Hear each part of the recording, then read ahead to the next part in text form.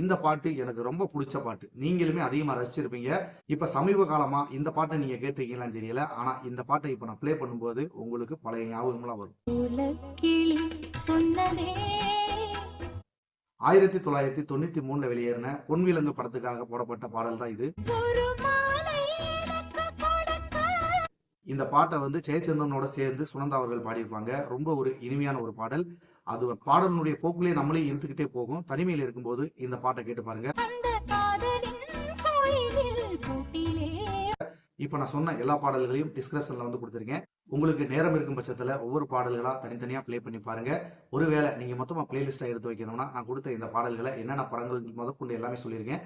தனியா எடுத்து வச்சு இரவு நேரங்கள்ல கேட்டு பாருங்க. மிகவும் இனிமையா. சுனந்தா அவர்கள் பல ஹிட் பாடல்கள் பாடியிருந்தாலும் அவங்க வந்து அதிகமா தமிழ்ல வந்து பாடல அப்படிங்கிறது தான் என்னுடைய கருத்து.